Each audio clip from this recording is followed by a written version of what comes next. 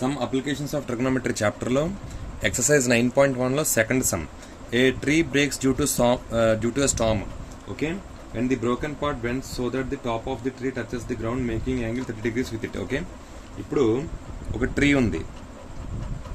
Okay, ఈ tree ఇక్కడికి విరిగిపోయి ఈ పార్ట్ ఇలా పడిపోయింది అనమాట. అంటే ఇది ఎక్స్ అనుకోండి, ఈ విరిగిపోయింది వై అనుకోండి, ఆ వైయే పడుతుంది ఇక్కడికి. ఓకే, పడితే ఎంత దూరంలో పడింది? అది 8 మీటర్ డిస్టెన్స్లో పడింది.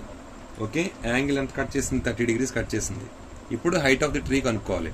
ఓకే, ఫస్ట్ది tan 30 degrees. tan 30 degrees equal to x/8. అంతేనా? Opposite by adjacent, x/8.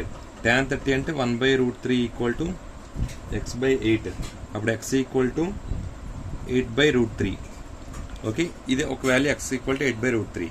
Next y కావాలంటే cos 30 opposite by adjacent by hypotenuse అంటే 8/y. ఓకే, cos 30 అంటే √3/2 ఈక్వల్ టు 8/y. ఓకే, అప్పుడు y ఈక్వల్ టు 16/√3 అవుతుంది. ఏమవుతుంది? y equal to 16/√3, 16/√3.